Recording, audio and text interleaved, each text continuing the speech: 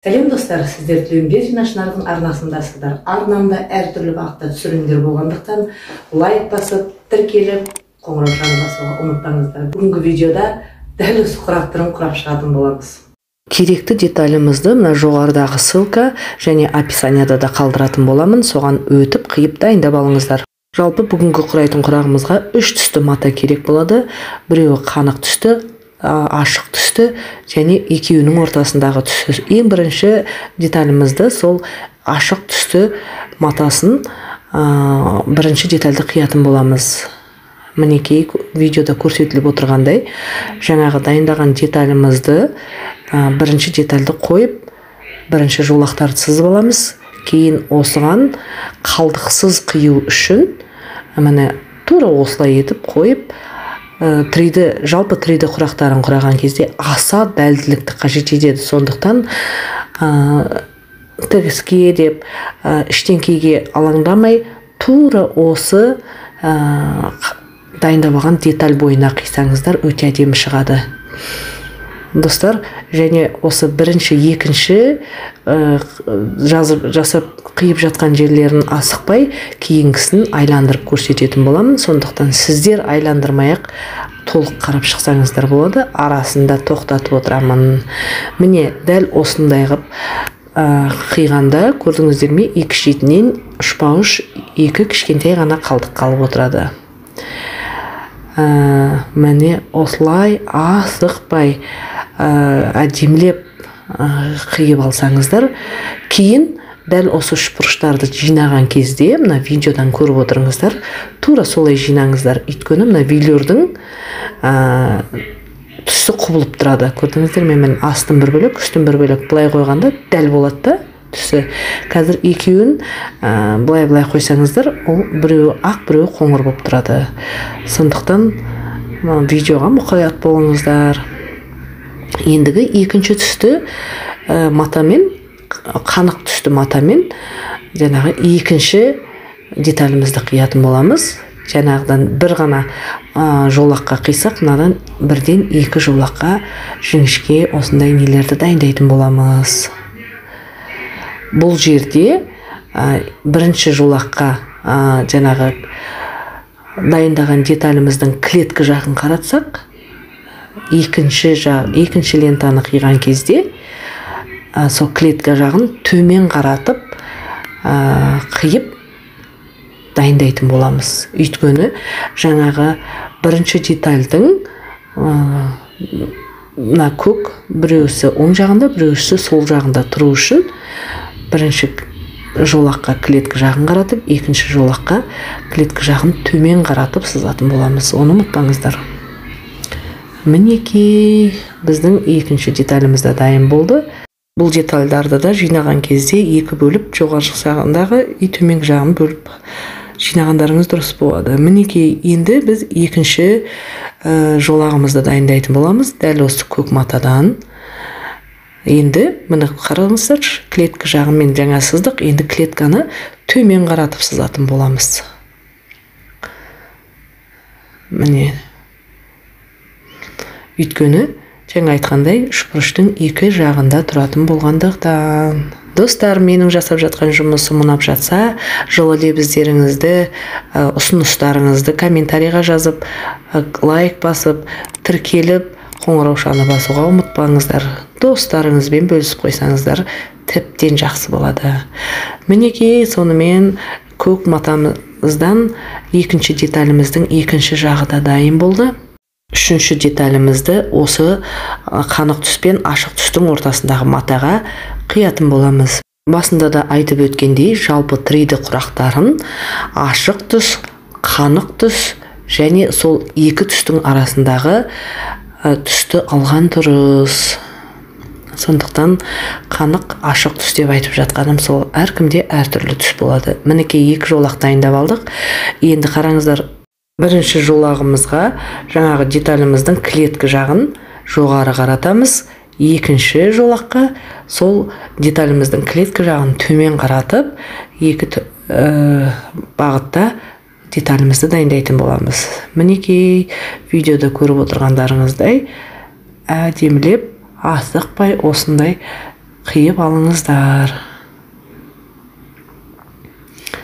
Міне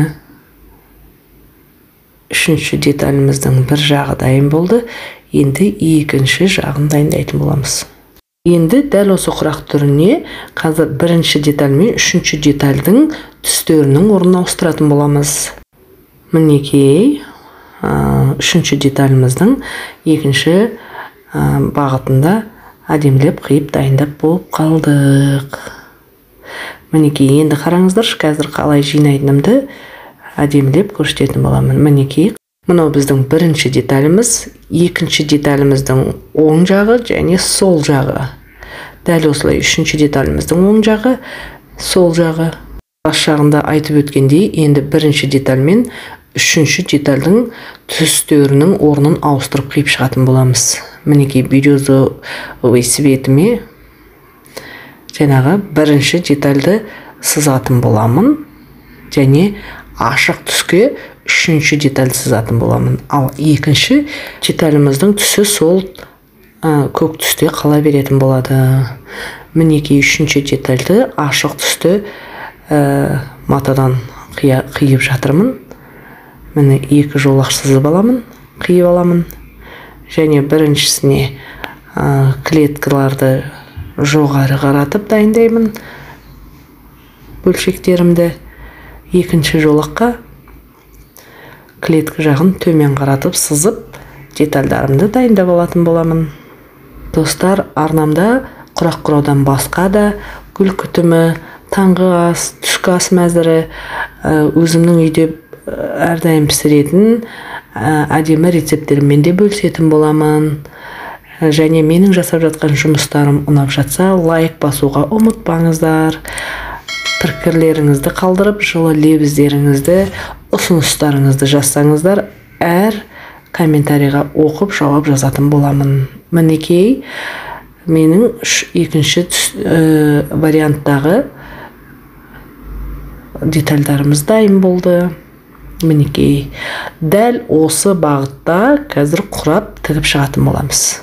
Енді мына дайын болған детальдарымызды былай тура қарасаңыздар, бір матаның өзі екі түс беріп тұр, көрдіңіздер ме? Ашық түс, кішкене қоюлау, ашық қоюлау, ашық қоюлау болып тұр. Енді осы бірінің үстіне бірін қойып қалай тұр? Үш түсті матаңыздың ашық түстің біріңғай, қою түсін біріңғай қойып құрап шықсаңыздар, кейін екеуін біріктіргенде түстері бірдей көрінетін болады. Көрдіңіздер ме? Міне былай қойсаңыздар бірдей көрінеді. Екі жағын былай қойсаңыз екі түрлі болып көрінеді. Сондықтан міне осылай қойып, қалай ыңғайлап қойып алдыңыз, соны біріңғай құрайып шықсаңыздар болады. Үш түсінің үстіңгі бетіне біріңғай ашық түстерін, төменгі жағына біріңғай қою түстерін қойдым. Қазір мен сіздерге бір детальді құрап асықпай көрсететін боламын. Мінекей, бірінші екі жағына, бір жағына бірінші деталь мен екінші детальді қосып аламын. Оң жағына, кейін сол жағына екі түсті қосатын боламын. На королевский велюр деген турецкий мата өте ыңғайлы мата екен. Плюшке қарағанда көбінесе мен плюшпен құрайтын ем. Мына мата керемет екен. Плюшті түктері қиғанда ұшып, мұрныңа кіріп, есігін шығаратын еді. Мынада бір қиқым жерге түспейді екен. Жақсы, өте жақсы. Мінекей, сонымен мінекей видеода көріп отырғандарыңыздай бірінші жоғарғы бетінен алдым, ашық түстерді бір құрап алдым, кейін төменгі жағынан бір-бірден алып, қанық түсін қойдым. Енді қазір екеуін біріктіргенде түсі біркелкі болады. Міне дайын болған екі деталімізді алдындағы тігіліп өткен бұрыштарын бәрін біріктіріп отырып, әдемілеп қосып шығамыз. Мінекей, лента бойына осылай бәрін осылай тіге берсеңіздер, уақытыңызды үнемдейсіз және шатаспайсыз. Сонымен осы кішігірім төртбұрыштарымызды құрап алған.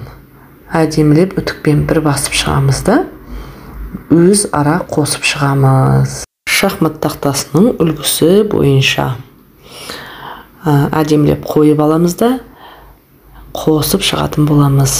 Мінекей өздеріңіз көріп отырғандарыңыздай. Енді мына төртеуін өз ара қосамыз. Кейін осылай жолақ қосып алғаннан кейін осы сияқты қылып өз ара қосып шығатын боламыз. Сонымен құрағымыз дайын болды. Назарларыңызға көп рахмет. Келесі видеода кездескенше.